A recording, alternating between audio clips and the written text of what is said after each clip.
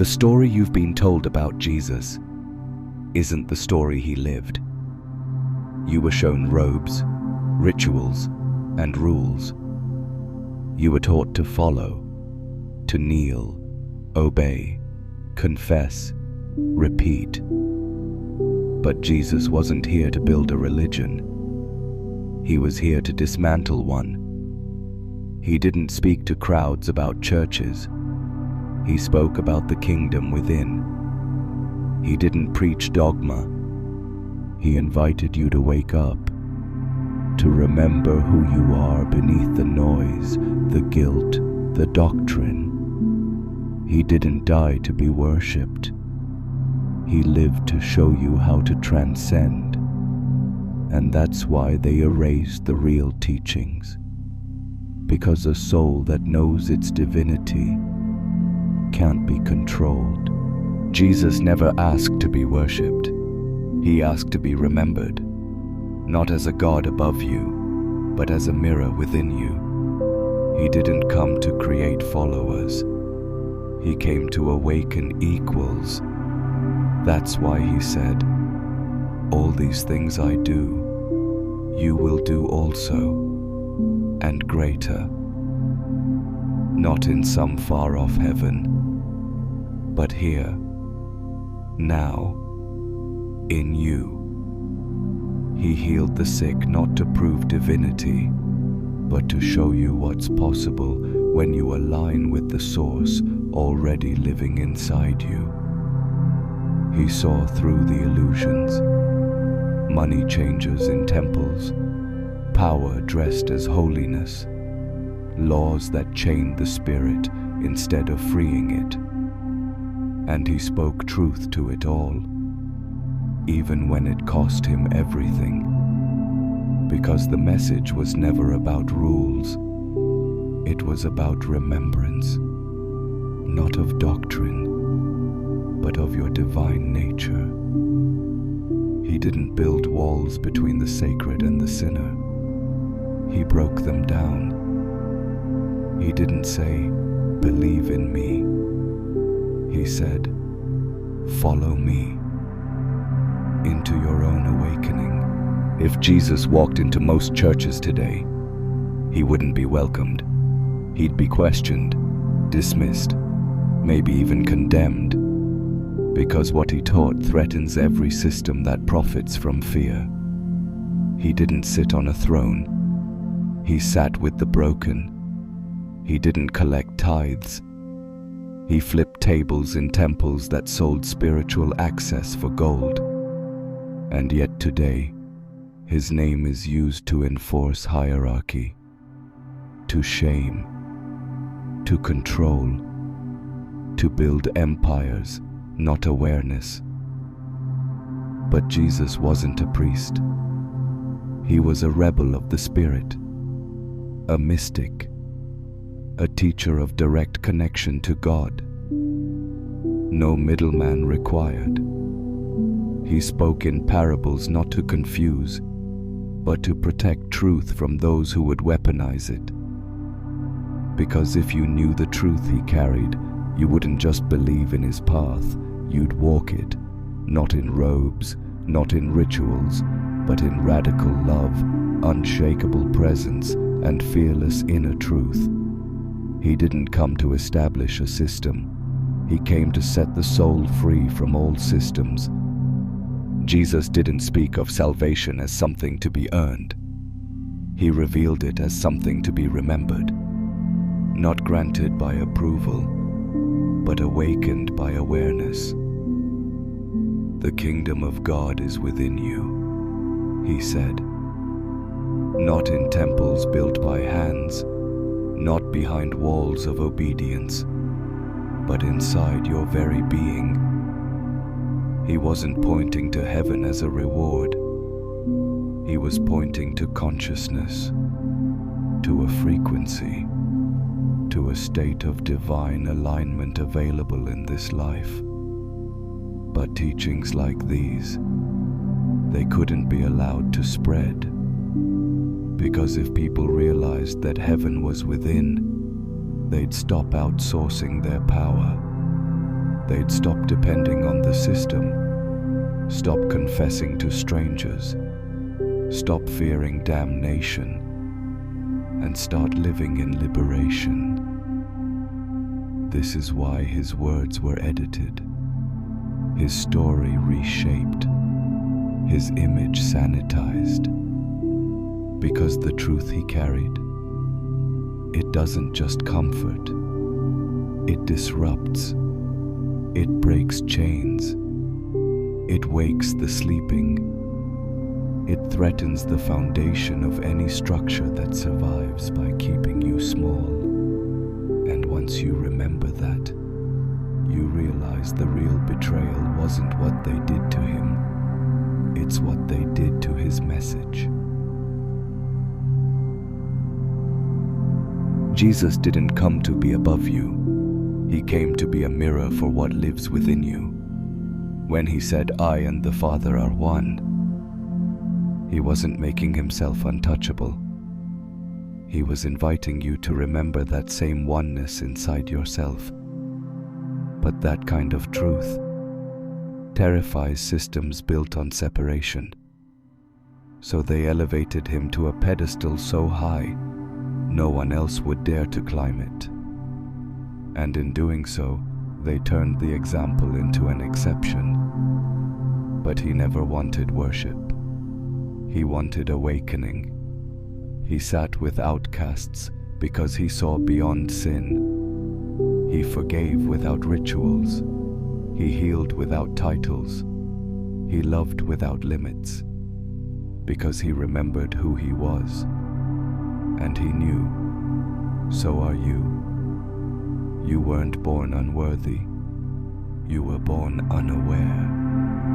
And his entire message was about tearing away the veil between your soul and its source. He didn't teach people how to behave. He taught them how to remember. Because once you remember what you truly are, not a sinner, not a servant, but a sovereign spark of the divine, you become uncontrollable. And that's what religion was designed to prevent. Jesus didn't teach fear. He taught frequency. He didn't come to threaten you with hell. He came to show you how to rise out of it. Because hell wasn't a place beneath your feet. It was a state of disconnection from your truth, from your light, from the divine spark that animates your every breath. And heaven, it wasn't some gated paradise. It was presence, a higher consciousness, a reality that blooms inside you the moment you step out of survival and into remembrance. That's why he meditated in the desert, why he fasted, why he spent more time in silence than sermons, because he knew the real temple wasn't made of stone. It was built in the stillness between your thoughts. He didn't preach salvation through obedience. He embodied it through alignment. And he taught not by controlling, but by vibrating at a level so high that those around him couldn't help but feel something shift. This was his true teaching. Not how to escape this world, but how to transcend it from the inside out. The truth Jesus carried was never lost. It was buried, hidden beneath centuries of dogma, rewritten by emperors, reframed by institutions more interested in control than connection. Why? Because a soul in fear is easy to guide. But a soul awakened to its divine nature, that soul becomes sovereign, unshakable, uncontrollable. And you can't build systems of obedience on a foundation of inner freedom. So they turned the mystic into a martyr, the teacher into a god, and the message into a manual for submission. They took his call to go within and built walls around it. They took his fire for awakening and repackaged it as tradition. They made his love conditional, his words transactional. But truth doesn't disappear. It just waits. Waits for eyes that can see again. For ears that can hear without filters. For hearts that remember not just what he taught, but why. And if you're reading this now, it means that remembrance has already begun. This remembrance isn't just yours. It's part of something bigger. You're not alone in feeling like religion left questions unanswered. You're not the only one who sensed there was more behind the curtain of ritual and repetition. All around the world, souls are waking up to the same frequency. A quiet knowing, a deep stirring, a realization that what Jesus taught wasn't meant to trap the soul, but to set it free.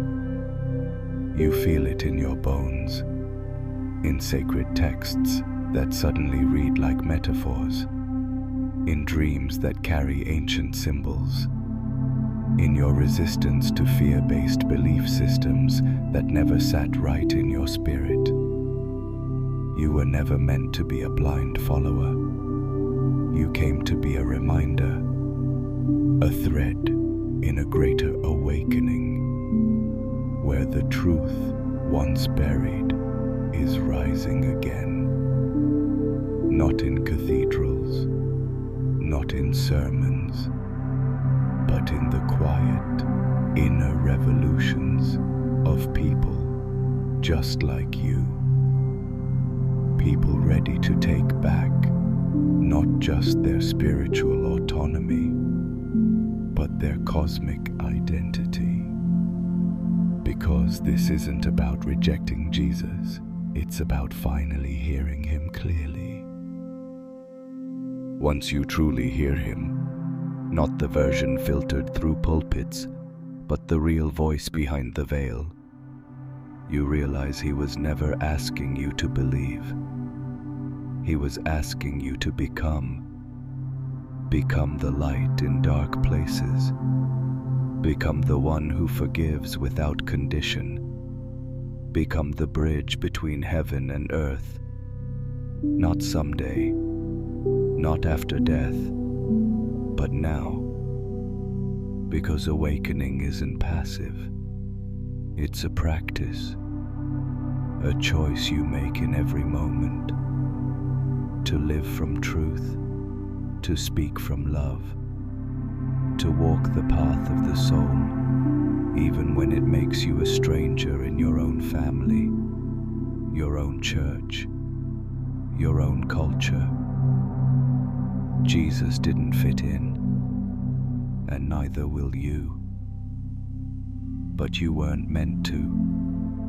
You were meant to carry the fire forward, to keep the real message alive, not through conversion, but through embodiment. The world doesn't need more preachers. It needs more presence, more humans who've remembered their divinity and have the courage to live from it. And that's you. That's why you're here. You don't need a temple to find God. You don't need a robe, a title, or a ritual. You need only this moment and the courage to go within. Because that's where it's always been. That's where Jesus pointed, over and over. The kingdom is not out there. It is within you. And once you truly understand that, everything changes. You stop begging for forgiveness and start embodying freedom. You stop fearing judgment and start walking in truth. You stop searching for saviors and realize You are the portal to light, to love, to the divine made human. Jesus wasn't the end of the path. He was the beginning, a reminder, a map, a mirror. And now, you carry that message forward, not in theory, in how you live, how you speak, how you love. Because once you remember what he really taught, you don't just follow him. You become the truth he came here to awaken in all of us. And that is the gospel they were never ready for. But you are. Welcome back.